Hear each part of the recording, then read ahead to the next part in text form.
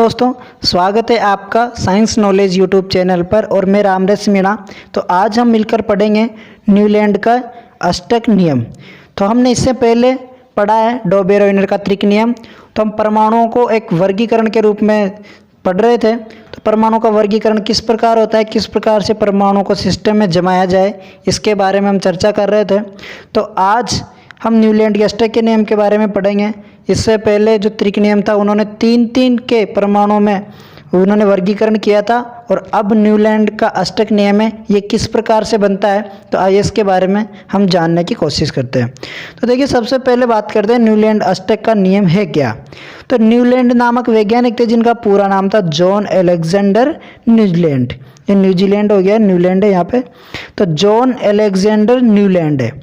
तो सन 1863 ईस्वी में जॉन अलेक्जेंडर न्यूलैंड ने एक नियम प्रतिपादित किया।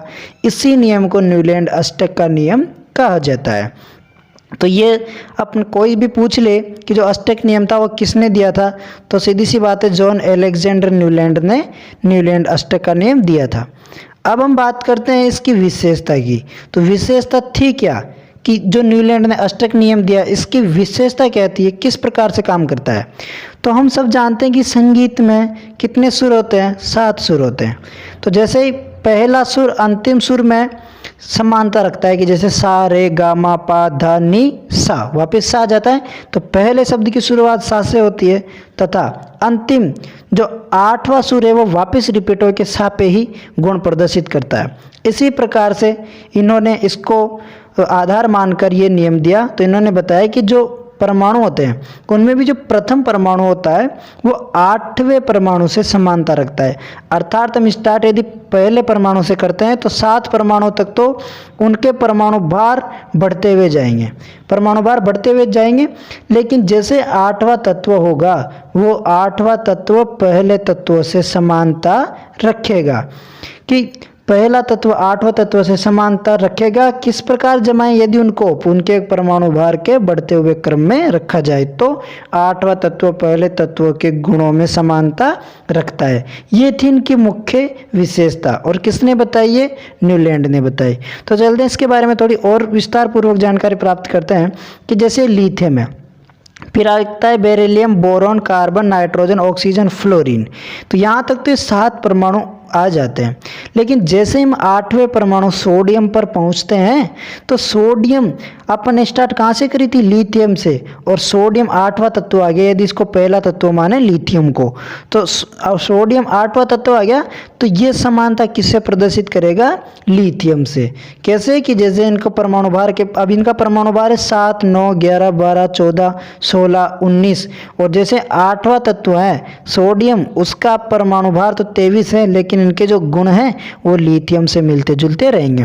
इसी प्रकार जैसे मान लो अपन यहाँ से स्टार्ट नहीं करें और स्टार्ट करें बेरिलियम से, तो बेरिलियम से 1, 2, 3, 4, 5, 6 और ये 7 और 8वां तत्व कौन सा आएगा, मैग्नीशियम।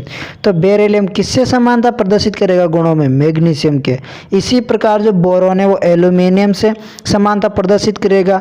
इसी प्रकार कार्बन सिलिकॉन से रखेगा, नाइट्रोजन फास्फोरस से रखेगा, ऑक्सीजन सल्फर से रखेगा और फ्लोरीन क्लोरीन से रखेगा। जो कि अभी जो आवर्त सारणी है उसके अंदर ये हैलोजन तत्व कहलाते हैं। इनके बारे में हम फिर विस्तार से अध्ययन करेंगे नेक्स्ट वीडियो में।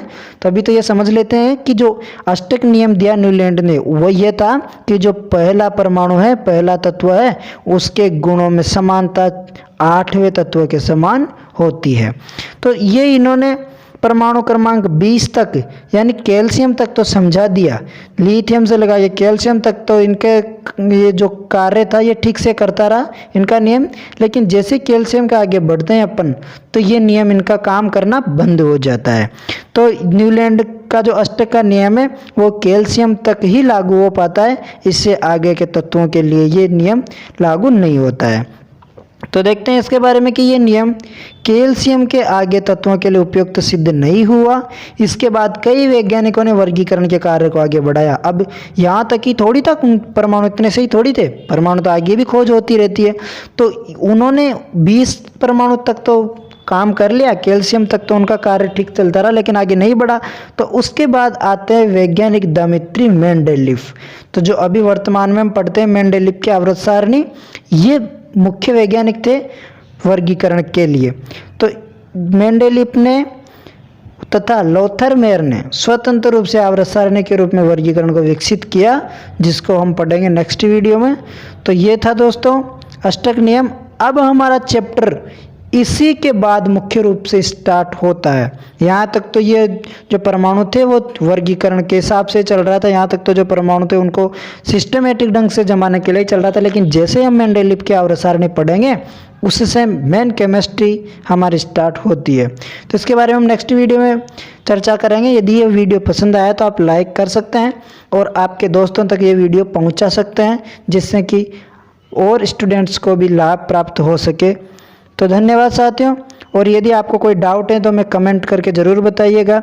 और यदि आपको ये PDF चाहिए तो हमारा टेलीग्राम ग्रुप है साइंस नॉलेज का, उसमें जाके हमको मैसेज कीजिएगा, वहाँ ये सारी PDF आपको प्राप्त हो जाएगी।